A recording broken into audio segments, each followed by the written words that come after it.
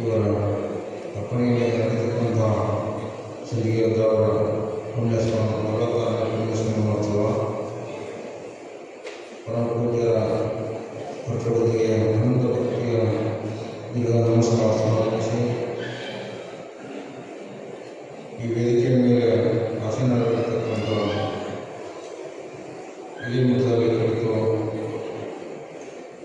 ಕನ್ನಡ ಚಳವಳಿ ಮಾಡುವ ಕನ್ನಡದ ವ್ಯಾಪಾರದ ಹೆಮ್ಮೆ ಹೊಂದಿರತಕ್ಕಂಥ ಪರಮ ಪೂಜ್ಯ ಶ್ರೀ ನರೇಂದ್ರ ಮೋದಿ ನಾಗೇಂದ್ರ ಮಹಾಸ್ವಾಮಿಗಳು ಉತ್ತರಿಸುವ ಹಾಗೂ ಮೊದಲ ಶಿವ ಪೂಜೆಗಳನ್ನು ಸಮರ್ಪಿಸಿ ಸುಮಾರು 5 ದಿವಸಗಳ ನಂತರ 5ನೇ ದಿವಸದ ಕಾರ್ಯಕ್ರಮವನ್ನು ನಡೆಸಿಕೊಟ್ಟು ಪರಮ ಪೂಜ್ಯ ಶ್ರೀ ಸಿದ್ದರಾಮ ಮಹಾಸ್ವಾಮಿಗಳು ಸಿದ್ಧಾರೂಢ ಯೋಗಾಸನವನ್ನು ಬೆಳಗ್ಗೆ ಪೂಜಾರಿಗಳು ಸಂಗೀತ ಕಲಾವಿದರಾಗಿರ್ತಕ್ಕಂಥ ಶ್ರೀ ಸಂಗಮೇಶ್ ಪಾಟೀಲ್ ಅವರಿಗೆ ಹಾಗೂ ತಬಲಾ ಪ್ರೋಟೇನ್ ಕುಮಾರ್ ಕಡಕಲ್ ಅವರಿಗೆ ಇವತ್ತಿನ ಸಂಗೀತ ಕಾರ್ಯಕ್ರಮ ನಡೆಸಿಕೊಟ್ಟಿರ್ತಕ್ಕಂಥ ಶ್ರೀ ಅನಿಲ್ ಮಠಪತಿ ಅವರೇ, ಪಾಠಶಾಲೆಯ ಸಂಚಾಲಕರಾಗಿರ್ತಕ್ಕಂಥ ಶ್ರೀ ಶಿವಸೇನ ಅವರೇ ಹಾಗೂ ದೇಶಪತಿಯವರೇ, ಪಾಠಶಾಲೆಯ ಎಲ್ಲ ಒಳ್ಳೆಯ ವಿದ್ಯಾರ್ಥಿಗಳಿಗೆ, ಈ ಪಾಠಶಾಲೆಯ ಒಂದು ಉತ್ತರದಾಯಿತ್ವವನ್ನು ನಡೆಸಿಕೊಂಡು ಹೊರಟಿರ್ತಕ್ಕಂಥ ಹಿರಿಯ ಕೂಡ ಒಳ್ಳೆಯ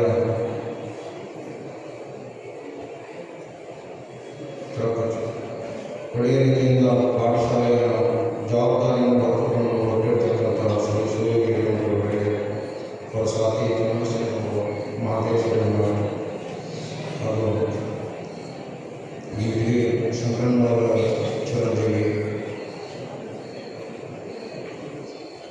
ಕಾಂತೇರಿ ಹಾಗೂ ಇನ್ನು ಒಳ್ಳೆಯ ವಿದ್ಯಾರ್ಥಿಗಳಿಗೆ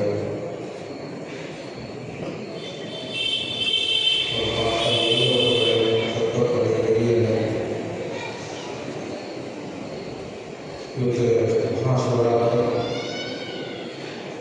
ಮಹಾಶಿವರಾತ್ರಿ ಇರೋದ್ರಿಂದ ಇವತ್ತು ಭಾಳ ಕಾರ್ಯಗಳು ಅದರ ನಮ್ಮ ಕಾರ್ಯಕ್ರಮ ಮಾಡೋದು ಒಂದು ನಾಯಿ ಭಾಳ ಮಾತಾಡೋಲ್ಲ, 20 ನಿಮಿಷ ಮುಗಿಸ್ಬೋದು. ಹೇಳೋದೇನೆಂದರೆ ಸಿಂಧಿಗೆ ಪಾಠಶಾಲೆಗಳಲ್ಲಿ ಈ ಪಾಠಶಾಲೆ ನಡೆದು ಬಂದ ರೀತಿ, ಸಿಂಧಿಗೆಯವರು ಇಷ್ಟು ಒಳ್ಳೆಯ ಇಂಥ ಮಹಾ ತಪಸ್ವಿಗಳಾಗಿ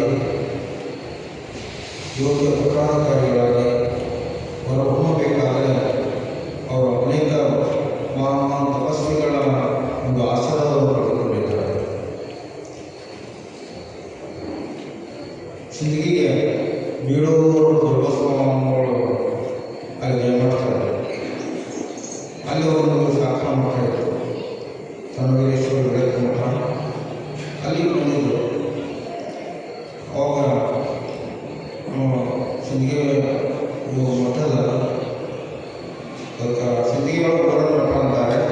ಆ ಮಠದ ಪೂಜ್ಯರಾಗಿರ್ತಕ್ಕಂಥ ರೇಣುಸಿದ್ಧ ಸ್ವಾಮಿಗಳು ಹೇಳಿದರು, ಕಥಾನಾಯಕರಾಗಿರ್ತಕ್ಕಂಥ ಸಿಂಧಿಗೆ ಅವರ ತಂದೆಯವರಾಗಿರ್ತಕ್ಕಂಥ ಸಿದ್ದಯ್ಯನವರು ಹೇಳಿದರು, ಸಿದ್ದಯ್ಯನವರ ವಿರಕ್ತ ಮಠಕ್ಕೆ ಬೀಳೂರು ದುರ್ಗಸ್ವಾಮಿಗಳು ಬಂದಾಗ ಅವ್ರ ದರ್ಶನ ಮಾಡ್ಕೊಂಡು ಬರಲಿ ಮಗನ ಕರ್ಕೊಂಡು ಹೋಗಿ ಅಂತ ಹೇಳಿ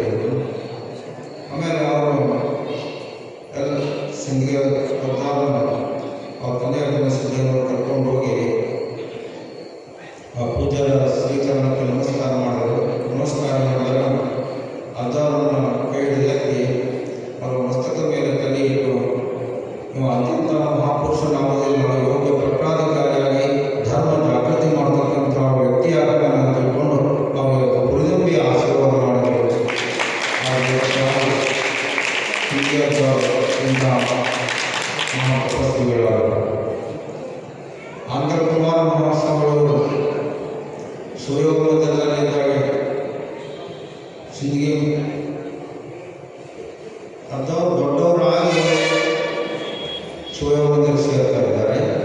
ಸೇರಿದ ನಂತರ ಅಲ್ಲಿರ್ತಕ್ಕಂಥ ನಿಯಮಾವಳಿ ಅನುಸಾರವಾಗಿ ಕುಮಾರಸ್ವಾಮಿಗಳು ಏನಂದ್ರು, ಅಲ್ಲಮ್ಮ ನೀವು ಇಷ್ಟು ದೊಡ್ಡವ್ರನ್ನ ಕರ್ಕೊಂಡು ಬಂದ್ರೆ ನಾವು ಇಟ್ಕೊಳ್ಳಂಗಿಲ್ಲ ಅಂತಂದ್ರು. ಇಲ್ಲಿ ರೀತಿ ಇವನು ಒಳ್ಳೆಯ ವಿದ್ಯಾವಂತನಿದ್ದಾನೆ, ಒಳ್ಳೆಯ ಧಾರ್ಮಿಕ ಸಂಸ್ಕಾರವಂತನಾಗಿದ್ದಾನೆ, ದೊಡ್ಡ ದೊಡ್ಡ ಮಹಾಸ್ವಾಮಿಗಳವರ ಕೃಪಾಶೀರ್ವಾದಾಗೈತಿ. ಅದಕ್ಕೆ ಅವನು ಆಯುರ್ವೇದಿಕ ಇಲ್ಲಿ ಸಂಸ್ಕೃತ ಪಾಂಡಿತ್ಯವನ್ನು ಕಲಿಯಲಿಕ್ಕೆ ಬಂದಿದ್ದಾನೆ, ಕಲಿತಮ್ಮ ಸೇವಾದಾಗ ಇಟ್ಟುವರಿ ಅಂತ ತಿಳ್ಕೊಂಡು ಹೇಳಿದರು. ಅದಕ್ಕೆ ಅವರು ಆಯ್ತು ಅಂತ ತಿಳ್ಕೊಂಡು ಅವರು ಶೀಲಾ ಮಾಡಿ 84 ಆಚಾರಗಳನ್ನು ಅವರು ಶೀಲಾ ಮಾಡಿ ಮಾಡ್ತಿದ್ದರು ಕುಮಾರಸ್ವಾಮಿ. ಅವರ ಅಲ್ಲೇ ಬೆಳೆದಿರ್ತಕ್ಕಂಥದ್ದನ್ನು ಹೊರಗೆ ಇರ್ತಕ್ಕಂಥದ್ದನ್ನು ಏನೂ ಅವರು ಉಪಯೋಗ ಮಾಡ್ತಿದ್ದಿಲ್ಲ. ಅಲ್ಲೇ ಮಂದಿರದಲ್ಲಿ ಬೆಳೆದಿರ್ತಕ್ಕಂಥ ದವಸ ಧಾನ್ಯಗಳನ್ನೇ ಅವರು ಉಪಯೋಗ ಮಾಡ್ತಾ ಇದ್ದರು. ಅದಕ್ಕೆ ಅವರು ಆಗಲೇ ತಿಳ್ಕೊಂಡು ದೇವರನ್ನು ಅಲ್ಲಿ ಶಿವನಲ್ಲಿ ಇಟ್ಕೊಂಡು ಮುಂದೆ ಅವರು ಯೋಗ, ಆಯುರ್ವೇದಿಕ ಇವನ್ನೆಲ್ಲವನ್ನು ಕಲಿತುಕೊಂಡು ಹಾಕ್ತಾ ಇದ್ದಾರೆ. ಆ ರೀತಿಯಲ್ಲಿ ಅವರು ಕಲಿತು ಒಳ್ಳೆಯ ಯೋಗ ಪಟ್ಟು ಆಗ್ತಾ ಇದ್ದಾರೆ. ಅನೇಕ ಷಟ್ಕರ್ಮಗಳಿಗೆ ಧೌತಿ, ಕಪಾಲಭಾತಿ, ಷಟ್ಕರ್ಮಗಳನ್ನು ಇವನ್ನೆಲ್ಲವನ್ನು ಕಲಿತು ಅಲ್ಲಿರ್ತಕ್ಕಂಥ ಪಂಚಗಲ್ ಬಿದಿರಿಯ ಪ್ರಭುಕುಮಾರ ಪಟ್ಟಾಧ್ಯಕ್ಷರ ಮುಖಾಂತರ ಅವರು ಒಳ್ಳೆಯ ಯೋಗ ಪಟ್ಟು ಆಗ್ತಾ ಇದ್ದಾರೆ. ಕಾಶಿಗೆ ಮುಂದೆ ಕಾಶಿಗೆ ಹೋಗ್ತಾರೆ, ಅಲ್ಲಿಂದ ಹಿಮಾಲಯಕ್ಕೆ ಹೋಗ್ತಾರೆ, ಅಲ್ಲೆಲ್ಲ ತಮ್ಮ ಯೋಗವನ್ನು ಪ್ರದರ್ಶನ ಮಾಡ್ತಾ ಇದ್ದಾರೆ. ಈ ರೀತಿ ಸಿದ್ಧಿಯಲ್ಲಿ ಅವರು ಒಳ್ಳೆಯ ವಿದ್ಯಾವಂತರಾಗಿ ಒಳ್ಳೆಯ ಯೋಗ ಪಟುಗಳಾಗಿ ಯೋಗಾಚಾರ್ಯರಾಗಿ ಅವರು ಮುಂದೆ ಸಿದ್ಧಿಗೆ ಮಠಕ್ಕೆ ಪೂರ್ಣ ಹಿರಿಯ ಮಠಕ್ಕೆ ಅವರು ಪಟ್ಟಾಧಿಕಾರ ಆಗ್ತಾ ಇದ್ದಾರೆ. ಪಟ್ಟಾಧಿಕಾರ ಆದ ನಂತರ ಮುಂದೆ ಅವರು ಕಾಲಕ್ರಮೇಣವಾಗಿ ಶಿವಸ್ವಾಮಿಯಿಂದ ಅನುಗ್ರಹ ದೀಕ್ಷೆಯನ್ನು ಪಡೆದುಕೊಂಡು ಇಲ್ಲಿ ಹಾವೇರಿ ಜನ್ಮಸ್ಥಾನರಾಗ್ತಾರೆ. ಹಾವೇರಿ ಬಂದು ಇಲ್ಲೆಲ್ಲ ಪಾಠಶಾಲೆ ಮಾಡೋದು ನೀವೆಲ್ಲ ನೋಡ್ತಕ್ಕಂಥದ್ದು. ಅವರು ಆಯುರ್ವೇದಿಕ ಔಷಧ ಕೊಡ್ತಿದ್ರು. ತ್ರಿಪುರಾಚೂರ್ಣ, ನೆಲ್ಲಿಕಾಯಿ, ಕಾರಿಕಾಯಿ, ಅರಳಿಕಾಯಿ ಈ 3 ಔಷಧಗಳನ್ನು ಪುಡಿ ಮಾಡಿ 3 ಗಂಟೆಗೆ ಕಟ್ಟಿದ ಅಷ್ಟನ್ನು ಕಟ್ಟಿಕೊಂಡು ಜ್ವರ ಬಂದ್ರೆ, ಕೆಮ್ಮು ಬಂದ್ರೆ, ನೆಗಡಿ ಬಂದ್ರೆ ಅದನ್ನು 3 ಗಂಟೆಗೆ ಇಟ್ಬಿಟ್ಟು ಅದನ್ನು ಒಬ್ಬರಿಗೆ ಮಜ್ಜಿಗೆ ಒಳಗೆ, ಒಬ್ಬರಿಗೆ ಮೊಸರು ಒಳಗೆ, ಒಬ್ಬರಿಗೆ ಜೇನು ಕೊಟ್ಟಾಗ ಅದನ್ನು ಕುಡೀರಿ, ನಿಮ್ಗೆ ಆರಾಮ ಆಗ್ತದೆ ಅಂತ ಹೇಳ್ತಿದ್ರು.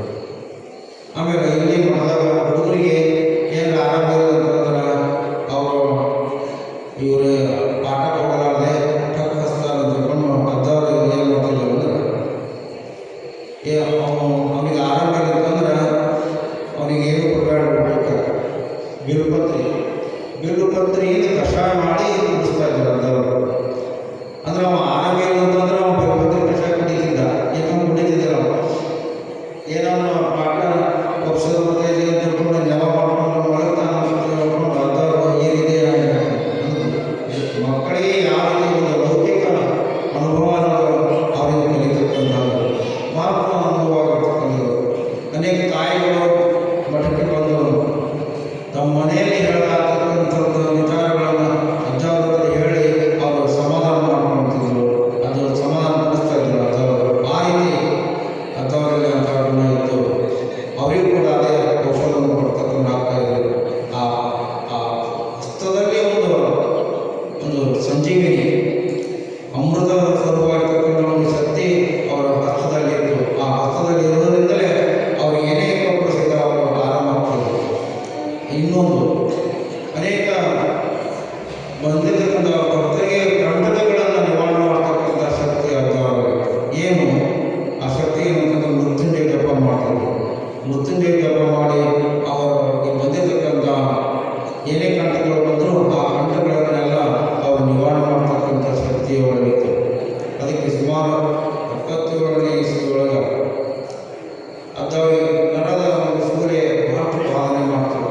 ಆವಾಗ ಆದಿಕಾಲ ದವಾಖಾನೆಗಳಿಗೆ ಅವರಿಗೆ ಆಪರೇಷನ್ ಮಾಡ್ತಾರೆ.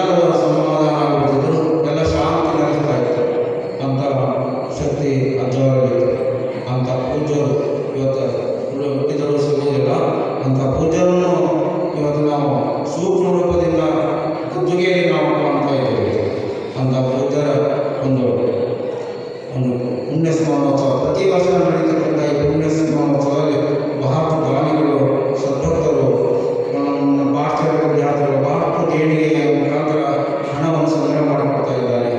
ಇವತ್ತಿನ ದಿವಸ ಬಹಳಷ್ಟು ಅಕ್ಕಿ, ಬೆಲ್ಲ, ಬೇಳೆ, ಎಣ್ಣೆ ಪ್ರತಿಯೊಂದು ಧಾನ್ಯಗಳನ್ನು ಮಠಕ್ಕೆ ಯಾಕೆ ಕೊಡ್ತಾರೆ ಅಂತಂದರೆ ಇಲ್ಲಿ ಮಠದಲ್ಲಿ ದಾಸೋಹ ನಡೀತಾ ಇದೆ. ಪ್ರತಿನಿತ್ಯ ದಾಸೋಹ ನಡೀತಾ ಇದೆ. ಮುಂಜಾನೆ 11 ಗಂಟೆಗೆ ಚಾಲುವಾಗಿದ್ದು ರಾತ್ರಿ 11ರವರೆಗೆ ಈ ಬಂದಿರತಕ್ಕಂಥ ಯಾರ್ಯಾರು ಅತಿಥಿಗಳು ಬಂದರು, ಭಕ್ತರು ಬಂದರು, ಅವರಿಗೆ ನಿರಂತರವಾಗಿ ದಾಸೋಹ ನಡೀತಕ್ಕಂಥದ್ದಾಗ್ತಾ ಇದೆ. ಅದಕ್ಕೋಸ್ಕರವಾಗಿ ನಮ್ಮ ಪರಮ ಪೂಜ್ಯ ಪುಣ್ಯ ಸ್ಮರಣೋತ್ಸವ ಈ ಮಹಾಶಿವರಾತ್ರಿ ಅಮಾವಾಸ್ಯೆಯಿಂದ ನಡೀತಾ ಇದೆ ಅಂತ ಪೂಜ್ಯ ಸ್ಮರಣೆ ನಾವು ಪ್ರತಿನಿತ್ಯ ಮಾಡ್ತಕ್ಕಂಥದ್ದು.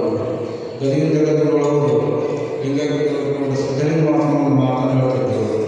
ಸಿಂಧಿಗೆ ಆಚಾರ್ಯರು ಪಟ್ಟದೇವರು ಲೌಕಿಕ ಅನುಭವ ಬಹಳ ಇತ್ತು. ಅವರು ಯಾವುದೋ ಒಬ್ಬರು ಭಕ್ತರ ಮನೆಗೆ ಹೋದಾಗ ಅವ್ರ ಮನೆಗೆ ಹೊಸದಾಗಿ ಸಸಿ ಬಂದಿದ್ದರು. ಸಸಿ ಬಂದಾಗ ಎಲ್ಲರೂ ಅವ್ರ ಲಿಂಗ ಪೂಜೆಗೆ ಆರತಿ ಮಾಡ್ತಾ ಇದ್ದರು. ಮಂಗಳಾರತಿ ಮಾಡೋ ಮುಂದೆ ಅವರು ಆರತಿ ಬೆಳೆದ ಮುಂದೆ ಏನಾದ್ರು ಸರಿಗೆ ಒಂದು ಸ್ವಲ್ಪ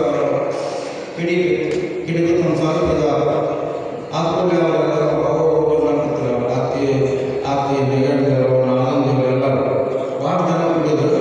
ಅಜ್ಜಾರ ಬಂದಾರ ಅಂತ ಹೇಳಿ ಅವಾಗ ಅಜ್ಜಾರ ಇವರೆಲ್ಲ ಏನು ಮಾಡಕತ್ತಾರಲ್ಲ, ಇವ್ರಿಗೆ ಏನಾದ್ರು ಉಪಾಯ ಹೇಳಿ ಇವ್ರನ್ನ ಸಮಾಧಾನ ಮಾಡಬೇಕು, ಇವ್ರ ಮನಸ್ಸು ತಿಳಿಗೊಳಿಸ್ಬೇಕು ಅಂತ ತಿಳ್ಕೊಂಡು ಏನು ಹೇಳಿದ್ರು, ನಮ್ಮ ಬರೀ ನಿಮ್ಮ ಮನೆಯೊಳಗೆ ಒಂದು ಯಾವುದೋ ಪೀಡ ಪಿಶಾಚಿ ಇತ್ತು.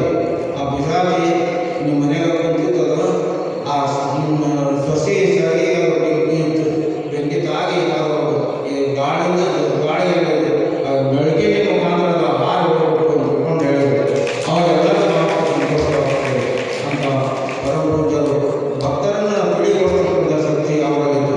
ಇದಕ್ಕೆಲ್ಲ ಲೌಕಿಕ ಅನುಭವ ಅಂತ ಲೌಕಿಕ ಅನುಭವ ಭಾಳದಲ್ಲಿ ಆ ರೀತಿ ಇಲ್ಲಿ ನಡೀತಕ್ಕಂಥ ಪ್ರತಿಯೊಂದು ಕಾರ್ಯ ಲಿಂಗಕ್ಕೆ ತೆಗೆದುಕೊಂಡು ಸಿದ್ಧಲಿಂಗ ಮಹಾಸ್ವಾಮಿಗಳವರು ನಮ್ಮ ಮ್ಯಾನೇಜರ್ ಇರ್ತಕ್ಕಂಥ ಸಂಚಾಲಕ ಶಿವಸೇನವರನ್ನ ಈ ಪಾಠಶಾಲೆಯನ್ನು ಉತ್ತರೋತ್ತರ ನಡೆಸ್ಕೊಂಡು ಹೊರಟಿದ್ರು. ಅವರು ಕೂಡ ಸ್ವಲ್ಪ ಆರೋಗ್ಯ ಇಲ್ಲ ಅಂದರೂ ಕೂಡ ಅವರು ಬರ್ತಾರೆ. ಯಾಕಂತಂದರೆ ಬರಲಿಕ್ಕೆ ಅಂತಂದ್ರೆ ಅವ್ರ ಮನಸ್ಸು ಭಾಳ ತಳಮಳಗೊಳ್ತಾ ಇದೆ.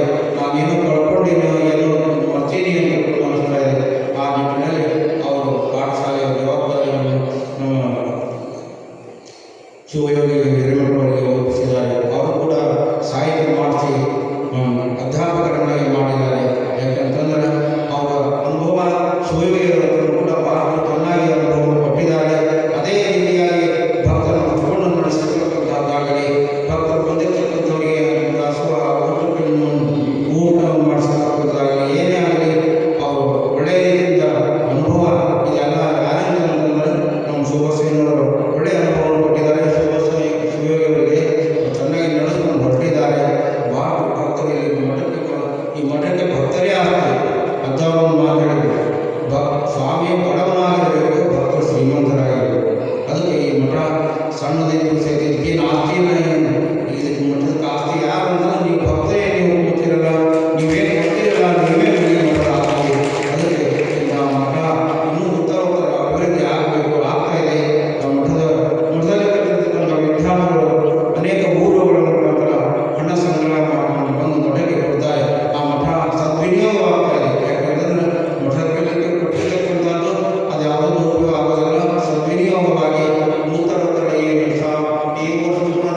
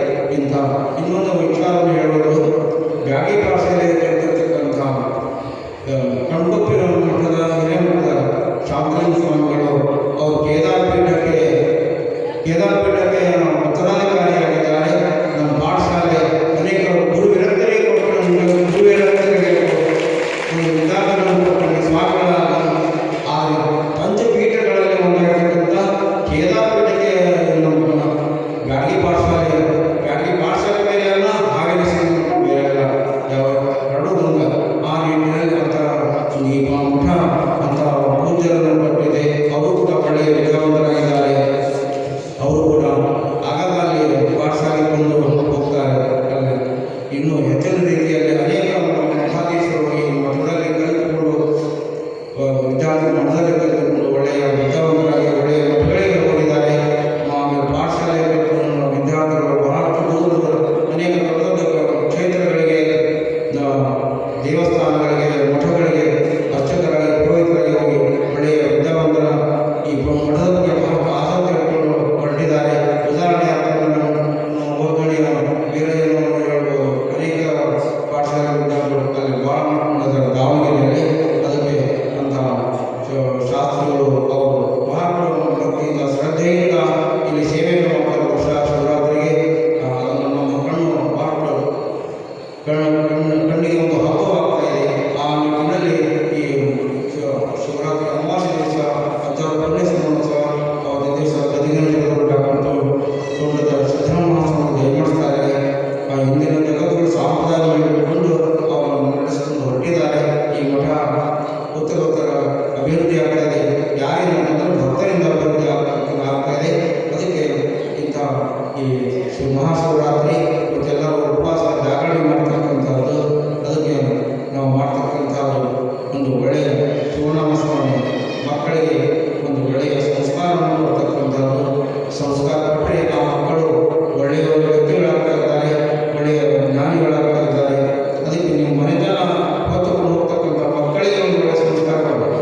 ಮಕ್ಕಳಿಗೆ ಆಸ್ತಿ ಮಾಡೋದು ಬೇಡ, ಮಕ್ಕಳನ್ನೇ ಆಸ್ತಿ ಮಾಡಿ. ಮಕ್ಕಳು ಚೆನ್ನಾಗಿ ಓದಿಸಿದರೆ ಅವರು ವಿದ್ಯಾವಂತರಾದರೆ ಮಕ್ಕಳು ನಿಮ್ಮನ್ನು ನೋಡ್ಕೊಂಡಾಗ್ತಾ ಇದ್ದಾರೆ.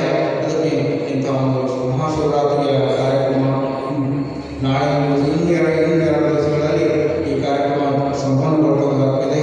ಈ ವರ್ಷ ನಮ್ಮ ಸಿದ್ದರಾಮ ಸ್ವಾಮಿಗಳು ಬಹಳ ಒಳ್ಳೆಯ ಮೇಧಾವಿಗಳು, ಒಳ್ಳೆಯ ವಿದ್ವಾಂಸರು. ಯೂಟ್ಯೂಬ್ನಲ್ಲಿ ಅವ್ರ ಪ್ರವಚನ ಭಾಳ ಬರ್ತವೆ. ನಾವು ಕೂಡ ಆಗಾಗ ಕೇಳ್ತಿರ್ತೀವಿ. ಅಂತ ಒಳ್ಳೆಯ ವಿದ್ಯಾವಂತರನ್ನ ಶುಭಸಿದ್ಧರು ಕಲಿಸಿದ್ದಾರೆ. ಬಹಳ ಅವರನ್ನು ಎಷ್ಟೇ ಹೇಳಿದ್ರೆ ಸಹಿತ ಕೊಂಡಾಡಿದ ಸಹಿತ ಕಡಿಮೆ ಆಗೋದಿಲ್ಲ ಅಂತ ನಮ್ಮ ಸಿದ್ದರಾಮ ಸ್ವಾಮಿ ಒಳ್ಳೆಯ ರೀತಿಯಿಂದ ಪ್ರವಚನ ಧರ್ಮ ಸಿದ್ಧಾಂತ ಪ್ರವಚನ ಮಾಡಿದ್ದಾರೆ.